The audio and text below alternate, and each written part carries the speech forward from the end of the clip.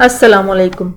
آج ہم بات کریں گے مدینہ شہر کی تاریخ کے بارے میں اور انصار اور یہودی اکٹھے کیسے رہتے تھے۔ مدینہ کا اصلی نام یثرب ہے۔ رسول اللہ صلی اللہ علیہ وآلہ وسلم نے جب یہاں آ کر قیام کیا تو اس کا نام مدینۃ النبی یعنی پیغمبر کا شہر پڑ گیا اور کچھ مختصر ہو کر مدینہ مشہور ہو گیا۔ یہ شہر مدتوں سے آباد ہے۔ بہت قدیم زمانہ میں یہودی یہاں آ کر آباد ہوئے۔ ان کی نسلیں کثرت سے پھیلیں اور مدینہ کے اطراف ان کے قبضہ میں آ گئے۔ انہوں نے مدینہ اور اس کے ارد گرد چھوٹے چھوٹے قلعے بنا لیے تھے اور ان میں سکونت رکھتے تھے۔ انصار اصل میں یمن کے رہنے والے اور قحطان کے خاندان سے تھے۔ یمن میں جب مشہور سیلاب آیا جس کو سیل ارم کہتے ہیں، یہ لوگ یمن سے نکل کر مدینہ میں آباد ہوئے۔ یہ دو بھائی تھے، اوس اور خزرج۔ تمام انصار انہی دو کے خاندان سے ہیں۔ یہ خاندان جب یثرب میں آیا تو یہود نہایت اقدار اور اثر رکھتے تھے۔ آس پاس کے مقامات ان کے قبضے میں تھے اور دولت و مال سے مالا مال تھے۔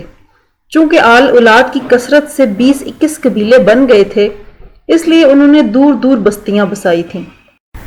انصار کچھ زمانہ تک ان سے الگ رہے، لیکن ان کا زور اور اثر دیکھ کر بالآخر ان کے حلیف بن گئے۔ ایک مدت تک یہ حالت قائم رہی، لیکن اب انصار کا خاندان پھیلتا جاتا تھا اور اقتدار حاصل کرتا جاتا تھا۔ یہود نے پیش بینی کے لحاظ سے ان سے معاہدہ توڑ دیا۔ یہودیوں میں ایک رئیس فتیون پیدا ہوا جو نہایت عیاش اور بدکار تھا۔ اس نے حکم دیا کہ جو دوشیزہ لڑکی بیاہی جائے پہلے اس کے شبستان عیش میں آئے۔ یہود نے اس کو گوارا کر لیا تھا، لیکن جب انصار کی نوبت آئی تو انہوں نے سرتابی کی۔ اس زمانہ میں انصار کا سردار ایک شخص مالک بن عجلان تھا۔ اس کی بہن کی شادی ہوئی تو وہ عین شادی کے دن گھر سے نکلی اور اپنے بھائی مالک بن عجلان کے سامنے سے بے پردہ گزری۔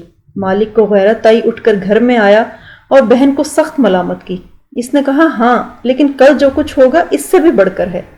دوسرے دن حسب دستور جب مالک کی بہن دلہن بن کر فتیون کی خلوت گاہ میں گئی تو مالک بھی زنانہ کپڑے پہن کر سہیلیوں کے ساتھ گیا اور فتیون کو قتل کر کے شام کو بھاگ گیا۔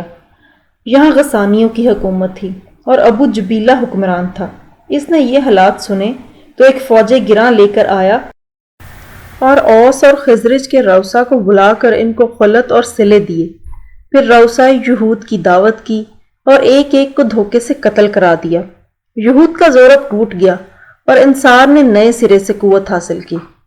انصار نے مدینہ اور حوالی مدینہ میں کثرت سے چھوٹے چھوٹے قلعے بنا لیے تھے۔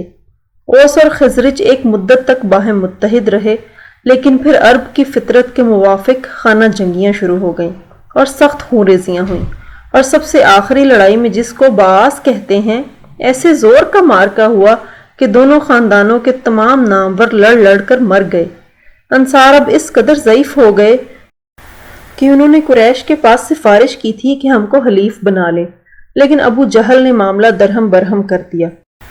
انصار گو بت پرست تھے، چونکہ یہود سے میل جول تھا اس لیے نبوت اور کتب آسمانی سے آشنا تھے۔ یہود سے گو انصار ایک رقابت رکھتے تھے، لیکن ان کے علمی فضل و کمال کے معترف تھے۔ یہود نے مدینہ میں جو علمی مدارس قائم کیے تھے اور جن کو بیت المدارس کہتے تھے، ان میں تورات کی تعلیم ہوتی تھی۔ انصار جاہل تھے، اس لیے ان پر یہود کے علمی روب کا خامخواہ اثر پڑتا تھا۔ یہاں تک کہ انصار میں سے جس کی اولاد زندہ نہیں رہتی تھی وہ منت مانتا تھا کہ بچہ زندہ رہے گا تو یہودی بنا دیا جائے گا۔